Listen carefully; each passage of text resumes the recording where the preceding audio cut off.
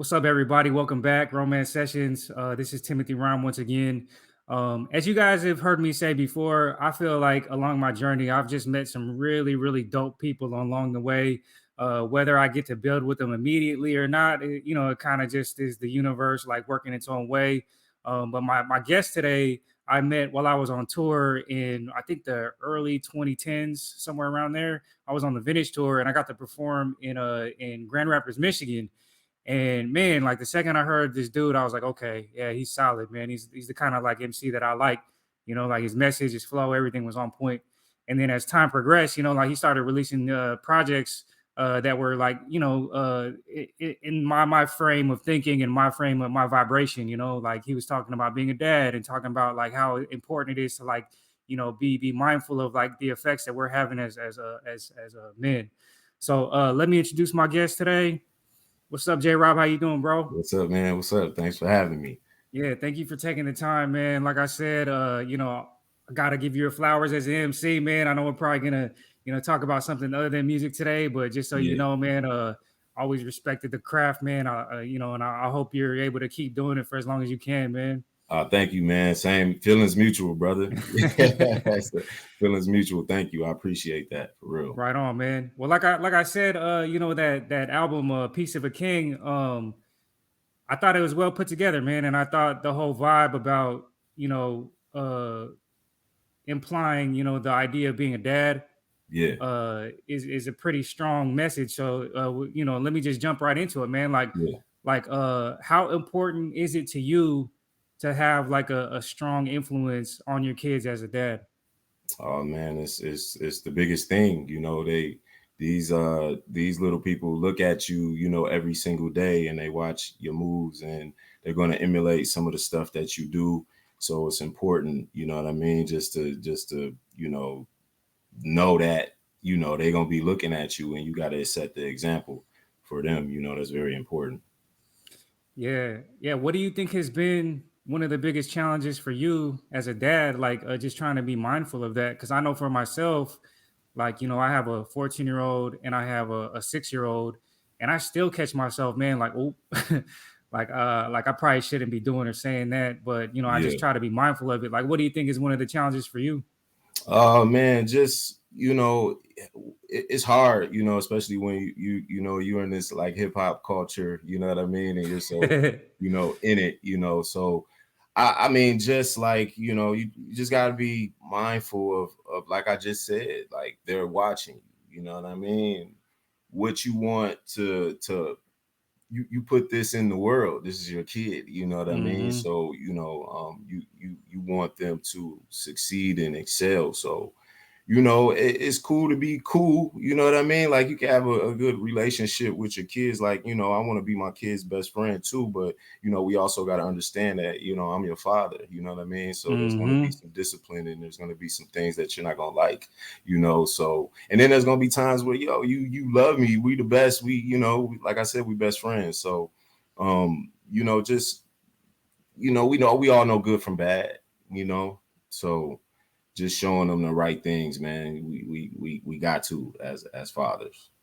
These conversations are hard because I don't know about you, but I wasn't raised with a dad, man. So I looked everywhere to like try to figure that part out. And I picked up so many negative things along the way, man, that Yeah, as soon as I became a dad, I was like it kind of hit me, like okay, like that's not cool. That's there's no not book. cool. There's No, no book with it. It just comes like you just learn on the fly. Like you know what I mean. So I'm sorry, I didn't mean to interrupt you. no, yeah, I agree, man. What do you think about this? I've always had this idea in my mind, and I've told other people this too, that I feel like once you become a dad, either something clicks or it doesn't. Yeah, a lot of stuff I look back on like, hey man, maybe I should have did this way and not done it that way. Maybe I was too, assertive and angry at the time. Maybe I should have just took a step back, And I'm learning this. I got two sons, man. One is 13. Well, they'll be 13, and one will be 5. So a 12-year-old and a 4-year-old Mm. that change ages in January and February. So those are my guys, and man, like I know I've learned so much from my first child, and it's so different with my second.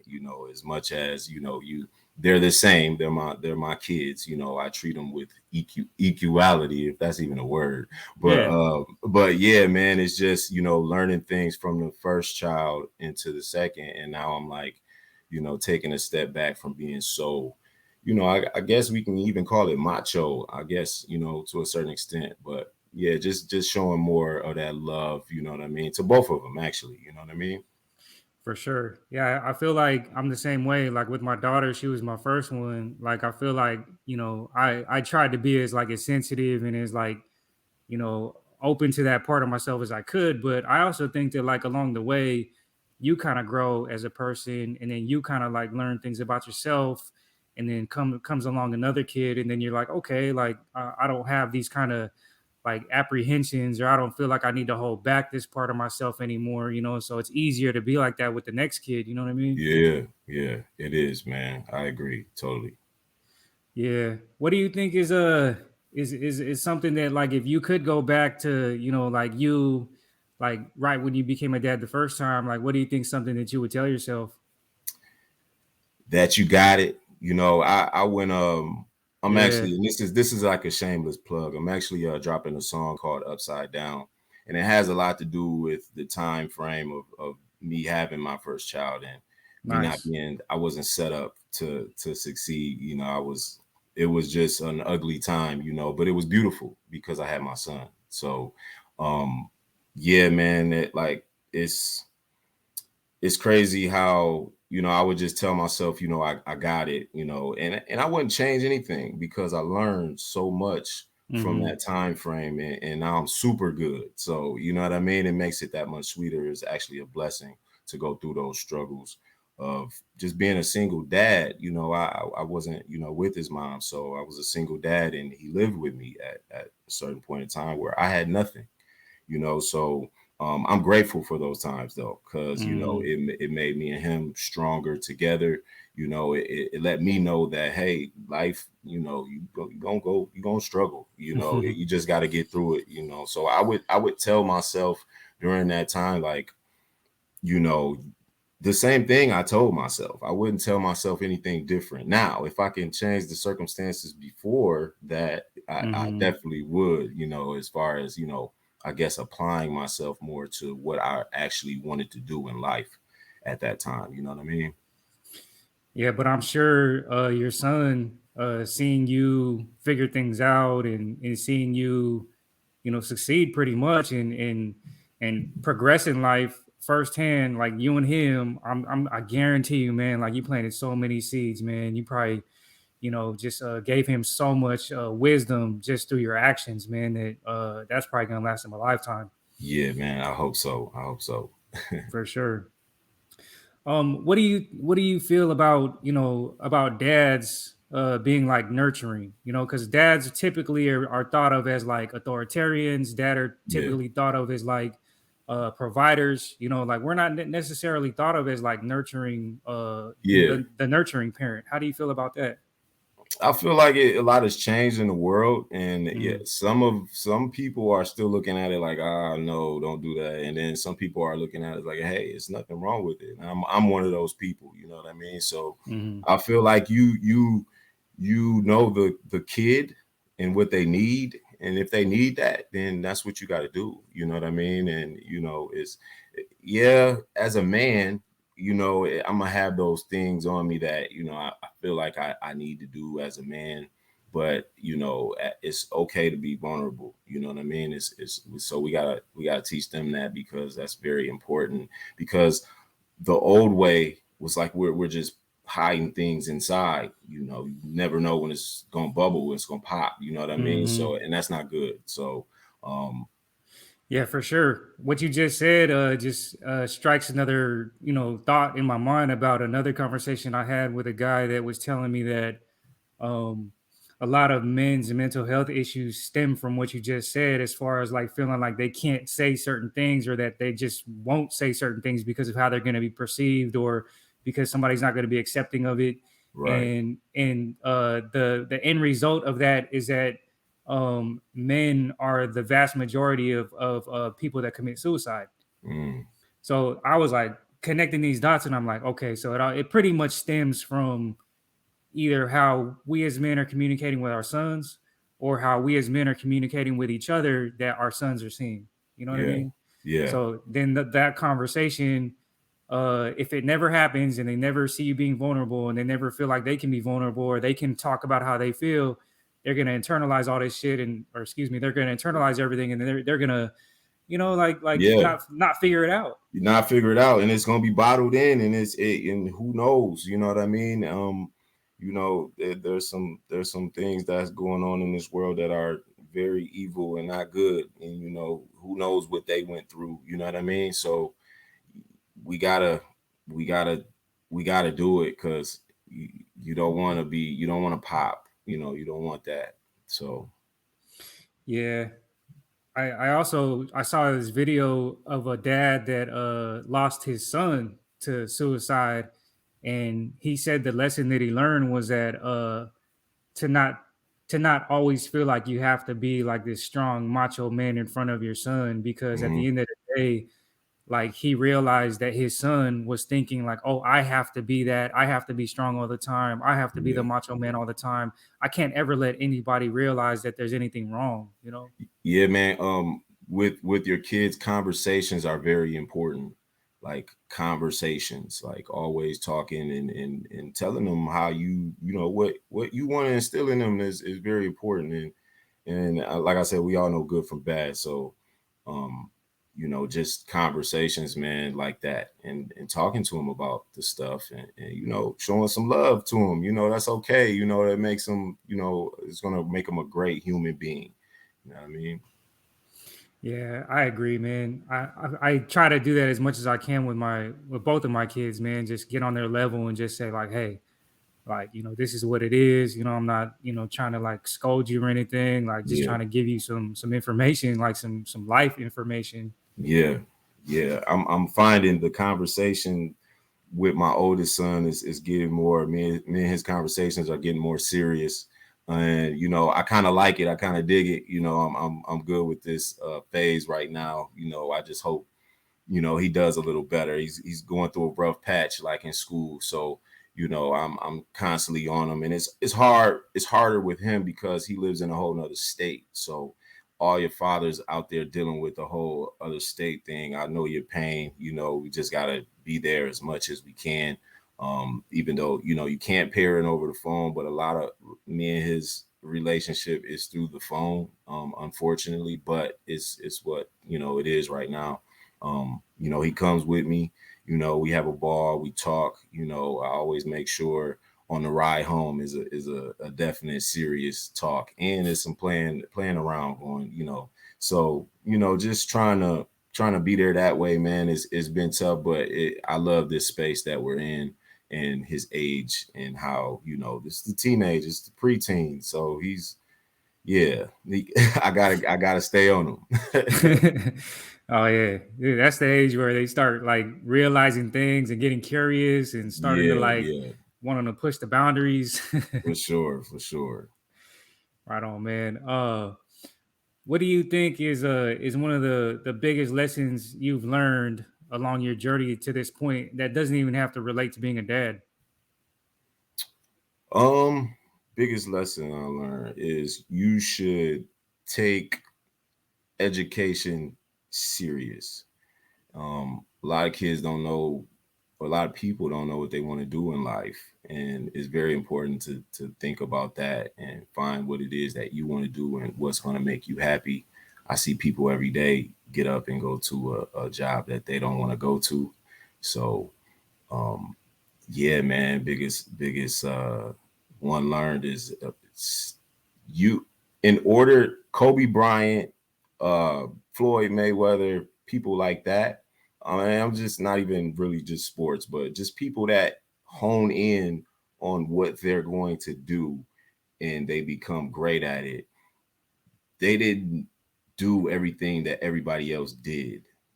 They were in doing what they wanted to do. They were practicing or doing whatever. You know what I mean? So, um, yeah, man, just applying and executing is important.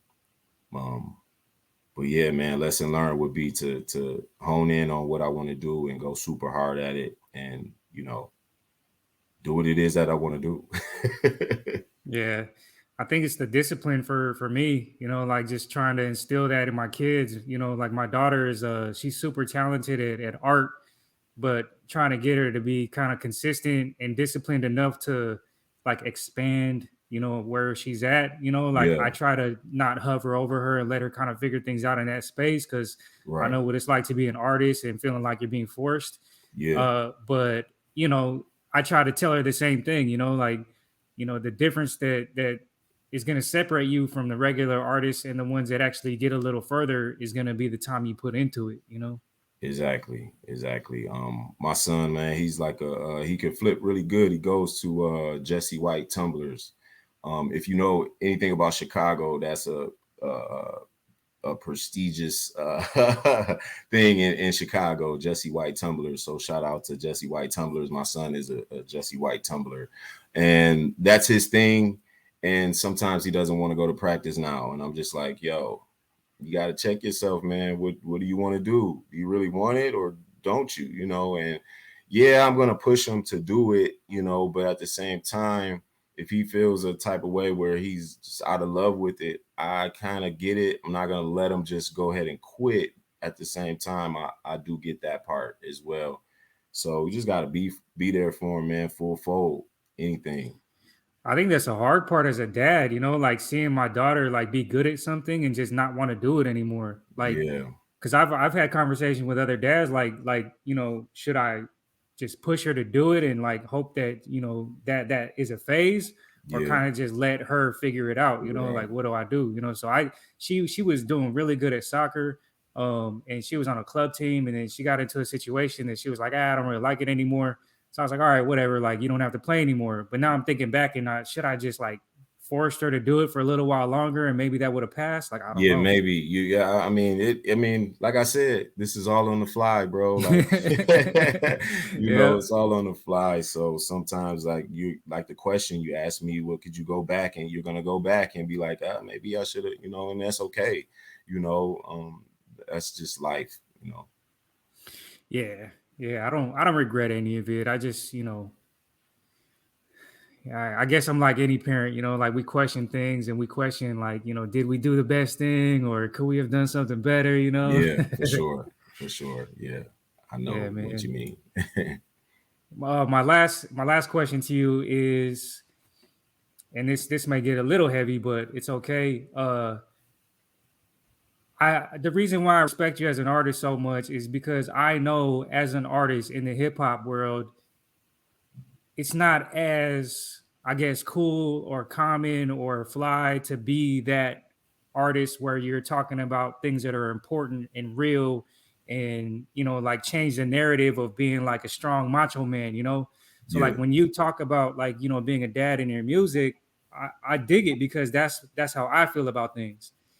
So like how does it affect you as far as being an artist, like saying, I'll go, okay, hip hop is known in general for being like strong, tough, macho dudes that they got a lot of girls, got all the cars, you know what I'm saying, and yeah, and yeah, like that's the type of person that you kind of project, or that you think about when you think of hip hop. But like for me, like I don't necessarily like those artists really. I like the yeah. artists that are like more relatable to what I'm going through and how I feel about life. So like, how does that make you feel, man? Like when you're putting out albums like that, like Piece of a King too, where you're like, you got your Yeah, kids on the cover, and you're yeah. you're glorifying yourself as a dad, man, and I think that's dope. So Yeah, I mean, and those people that are, like that are going to gravitate to it. And, the younger, or I guess, I don't know what generation is going to gravitate to what they're going to gravitate to. It's different strokes for different folks. How I feel about it is I'm proud of it. I'm proud that right I'm, on. I guess, a little different.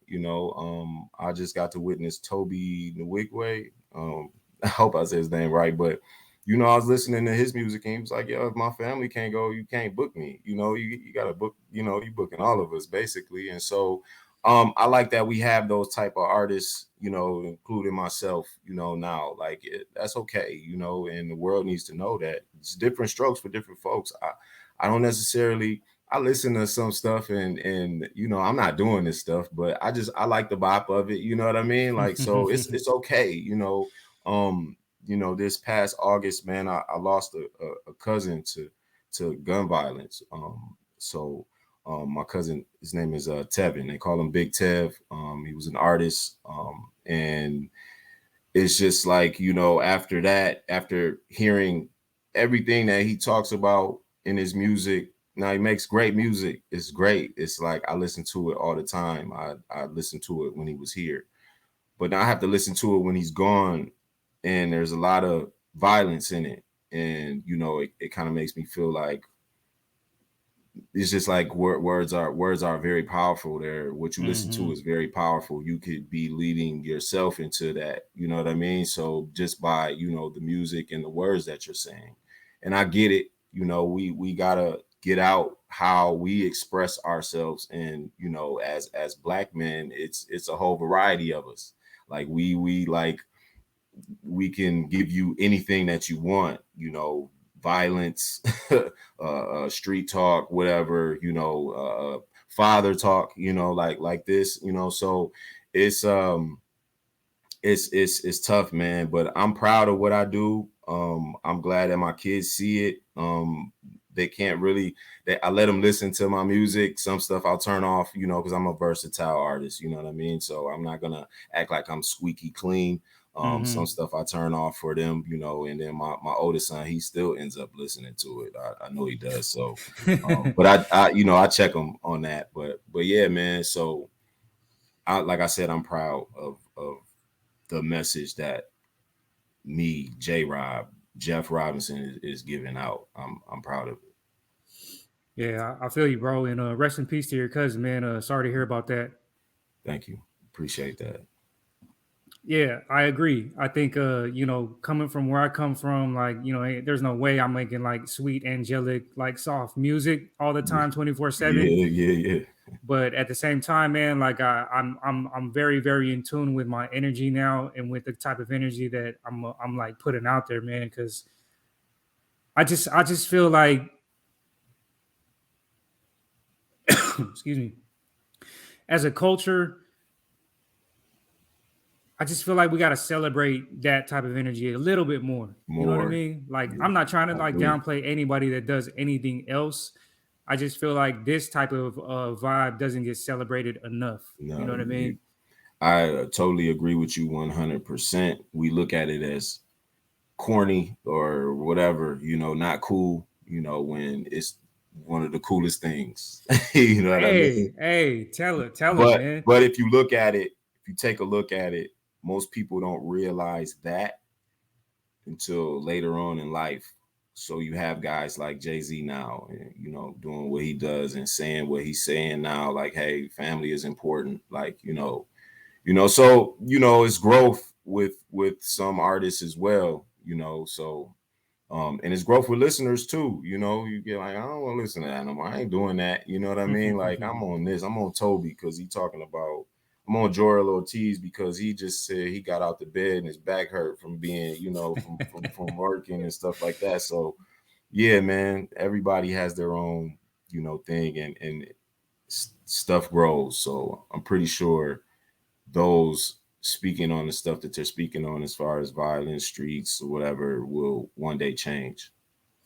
Yeah, I mean that's the hope. I got a couple of young artists that I follow that I'm like, they're killing it. But if they were to tap into that energy, they might lose some of their audience, but I guarantee you they'll gain a lot more respect from new people. Yeah, yeah. But I always feel like you can't gang bang 24/7. You can't be in the streets 24/7. Nobody is hard 24/7. Like I don't I've known some of the like I've known some killers, man, that like, that still got to go home and be dad and like, Yeah, not be that, you know what I mean? for sure. For sure. So I just trip out sometimes where it's like, okay, like you got a whole album about killing, man, and I know damn sure like you don't that's not all you do 24/7. You know what's crazy is it's like you and then it's like you're not doing that now. Like you're not doing that. because the way you live in is like you can't be doing that. What you talking about? So let us get some of them bars about what you got going on.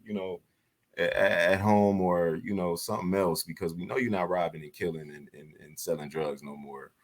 You know what I mean? Yeah. So, but like I said, to each his own.